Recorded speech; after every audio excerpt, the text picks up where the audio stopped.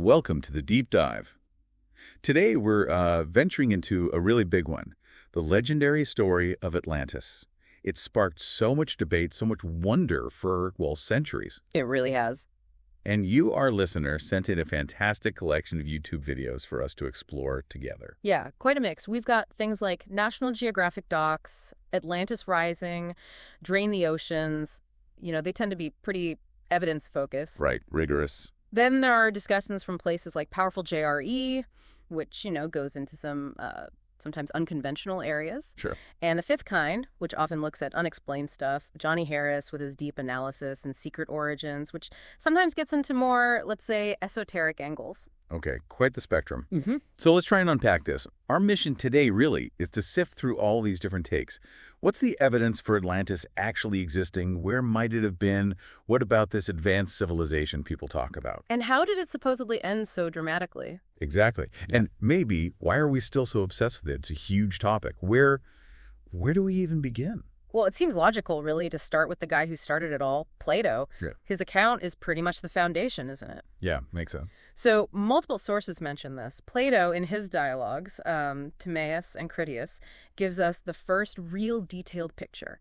He talks about a large island out past the Pillars of Hercules. Which we usually think of as the Strait of Gibraltar. Generally, yes. And this place wasn't just an island.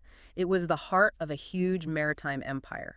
Famous for its capital city, really unique layout, concentric rings of land and water. Yeah, I've seen those drawings. And Secret Origins mentions Plato's timeline, suggesting this incredibly advanced society, maybe with wild technology, right. It just vanished, wiped out by earthquakes and floods in a single day and night, around 9600 BC. That date is just staggering. It's incredibly ancient, and it's really important to remember something both Johnny Harris and The Fifth Kind bring up.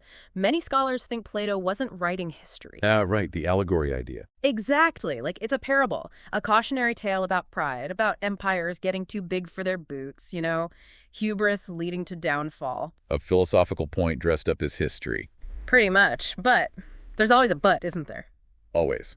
The Fifth Kind and Secret Origins also highlight Plato, claiming he didn't just make it up. He said the story came down through his family, originating from ancient Egyptian priests, passed via the statesman Solon. Okay, so that adds a layer of maybe? Like maybe there's a grain of truth in there somewhere, even if Plato embellished it. That's what keeps the mystery alive for so many people, that hint of a real lost history. All right, so Plato sets the stage. Now, let's follow the clues in these videos. Where does the hunt lead geographically? What are the main candidates? Well, the big one, obviously, stemming from the Pillars of Hercules clue, is somewhere out in the Atlantic, beyond Gibraltar. Makes sense. National Geographic's Atlantis Rising and Drain the Oceans, plus The Fifth Kind, they all look seriously at this. Atlantis Rising featured Professor Richard Freund. Oh, yeah, I remember that. Underwater searches? Exactly. Using sonar and subs, finding things down there off the coast of Spain that looked, well, potentially man-made. Yeah. Structures, geometric shapes. Wow. Finding potentially artificial shapes underwater, that definitely gets your attention. What made them think they were man-made in Atlantis Rising? It was the regularity, I think. Geometric patterns, right angles, things that seemed unlikely to be just natural rock formations.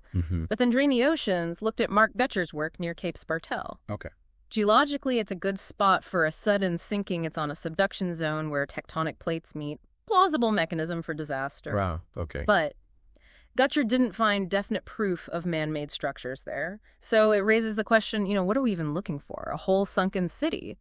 Or just scattered ruins? That's a really good point. Changes the whole search parameter, doesn't it? And didn't Atlantis Rising also mention the Pillars of Hercules might not even be Gibraltar? Maybe the Strait of Messina between Italy and Sicily? Yeah, that throws a whole different spin on it, geographically. Which leads us nicely to another big contender, Santorini, ancient Thera. Ah, the Minoan connection. Right. Several sources, Nat Geo's Atlantis Rising and The Fifth Kind included, explore this. The idea is the Minoan civilization on Santorini, wiped out by that massive volcanic eruption around 1550 BC. Maybe that's the historical core of the Atlantis story. The Minoans were definitely advanced for their time, Bronze Age, right? Atlantis Rising showed those amazing multi-story buildings, earthquake-proofing. even plumbing. Incredible stuff for the era. And the volcanic eruption, the tsunami, that's certainly a cataclysm fitting the description of sudden destruction. It feels close. It does, but there are problems. Santorini is in the Aegean, nowhere near the Atlantic. And the Minoans seem to have been relatively peaceful traders, not the aggressive empire Plato described. Plus, while the volcano was catastrophic, Plato specifically mentions earthquakes and floods, not a volcano, so the details don't quite mesh perfectly. Right. Similar story, different details. Okay, what about Sardinia? Atlantis Rising seemed quite keen on Sardinia. Sardinia is really interesting. You have the Nuragic civilization there. They built these amazing stone towers called Nuraxi complex architecture, circular designs. Those circular motifs again, echoes of Plato's city description. Exactly. Atlantis Rising also pointed out a potential temple to a water god, a suitable landscape with a plain and mountains nearby, and evidence of past earthquakes and floods. Ticks quite a few boxes. That's promising. Any catches? The main one is timing. The Nuragic civilization seems to have flourished after the Santorini eruption. So Atlantis Rising floated this idea. Maybe Sardinia was a new Atlantis? Founded by refugees fleeing the Minoan disaster in the Aegean. Oh, interesting. Like a cultural transfer. Possibly. It's a way to potentially link the timelines and explain some similarities. Clever. What about Malta? It gets mentioned too, right? With those megaliths and the weird cart ruts. Yeah, briefly in Atlantis Rising and The Fifth Kind. The megalithic temples are stunning, and the cart ruts are baffling. They run right off cliffs into the sea, suggesting the island was once bigger. So lost land? Maybe. But again, the ancient Maltese seem to have been peaceful builders, not warriors like Plato's Atlanteans. Okay. Now, southern Spain. This seems like a real hot spot in the videos, doesn't it? Atlantis Rising, The Fifth Kind. The name Tartessos comes up a lot. Yeah, southern Spain is a very strong candidate for many researchers. Giorgio Diaz-Manano's work, shown in Atlantis Rising, looked at inland shrines.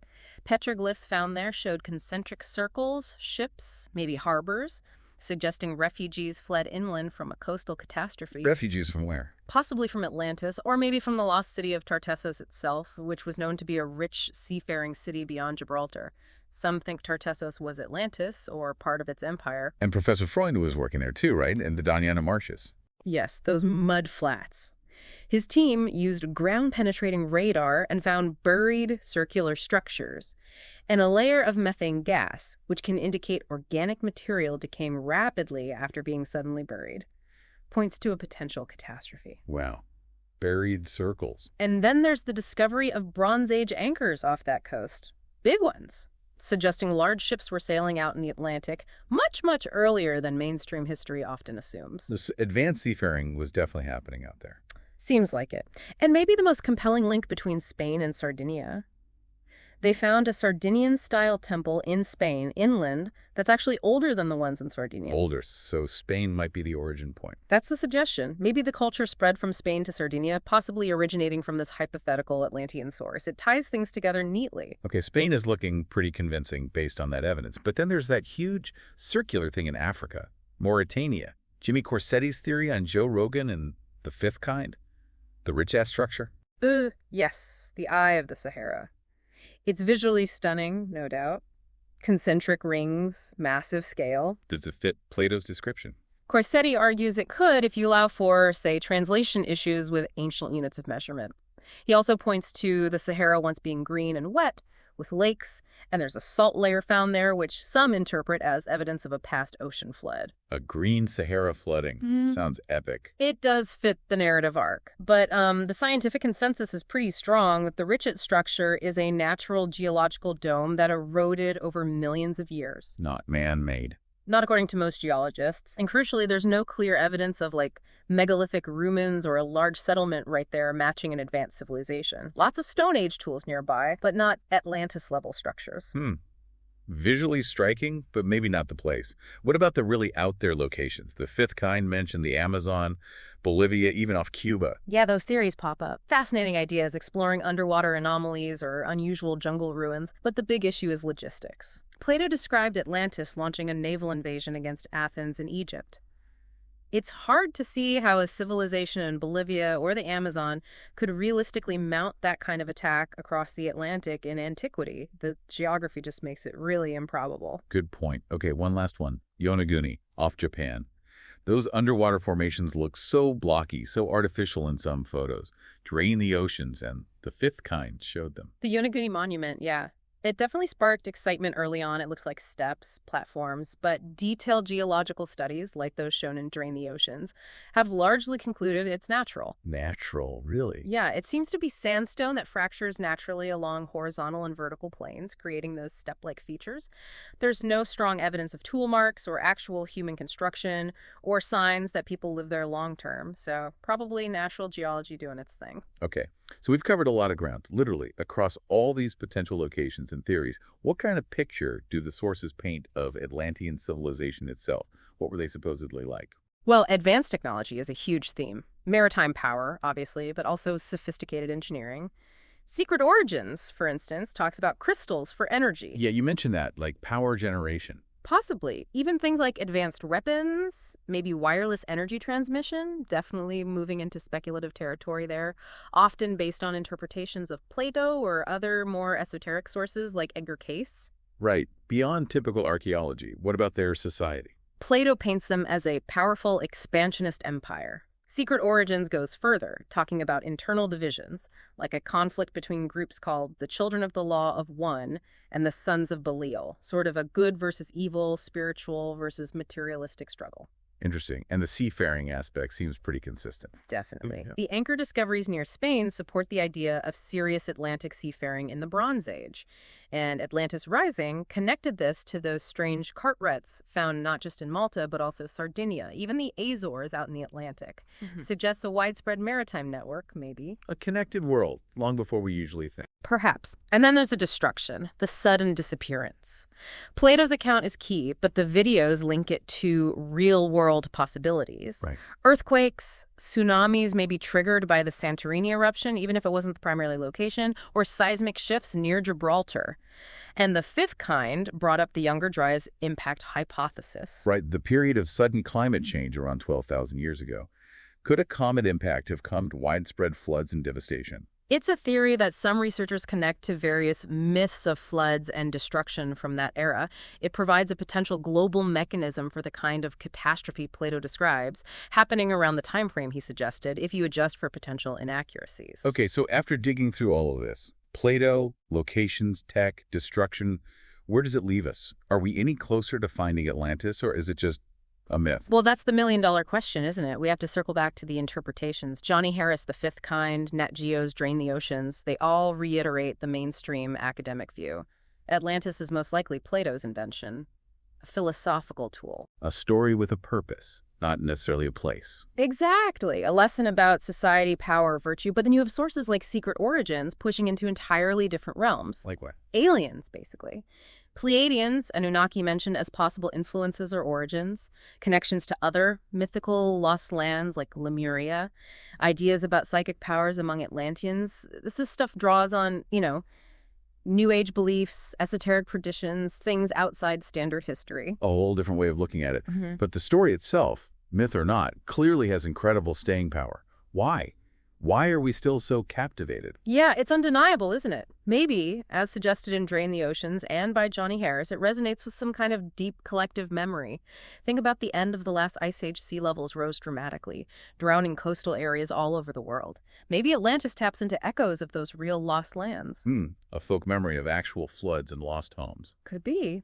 Or maybe it's just our fascination with lost golden ages, the allure of finding proof that humanity was once more advanced, more wondrous than we thought, a desire for a grander past. And maybe, as Johnny Harris and Drain the Oceans suggest, it's still relevant today. A warning. Definitely. The idea of a powerful, advanced civilization collapsing due to its own arrogance or environmental mismanagement, that feels very contemporary, doesn't it? It's a timeless cautionary tale about hubris and the potential fragility of societies, even our own. Holds a mirror up to us, perhaps. Exactly. That narrative of the mighty falling, it never gets old. So, okay, we've taken this deep dive, looked at so many angles from these YouTube sources. What are the main takeaways about Atlantis? Well, we've definitely seen the enduring power of the mystery, all stemming from Plato. We've explored a whole map of possibilities: Gibraltar, Santorini, Sardinia, Spain, even Mauritania, each with Intriguing bits of evidence, but also significant challenges. Yeah, no slam dunks anywhere, it seems. Not really. There's compelling evidence for advanced ancient cultures, for major catastrophes, for sophisticated seafaring, but connecting the dots definitively to Plato's specific description of Atlantis, that's still proving really difficult. It remains this tantalizing puzzle. The line between myth and maybe history is still pretty blurry. Very blurry. While most academics lean towards myth, the search continues, fueled by those intriguing finds, especially around Spain and the Mediterranean, and just the sheer power of the story itself. So here's something for you, our listener, to chew on. After hearing about all this evidence and the different theories, what parts of the Atlantis story feel most believable to you? And maybe think about why we're still so fascinated by this lost city. What does that fascination say about us, about our view of history and maybe our future? Lots to think about. Absolutely. It's a mystery that invites you to keep digging. We definitely encourage you to check out the sources yourself and explore further. Yeah, definitely. Thanks so much for joining us on this deep dive into Atlantis. It's been fascinating. Until our next exploration, keep those questions coming.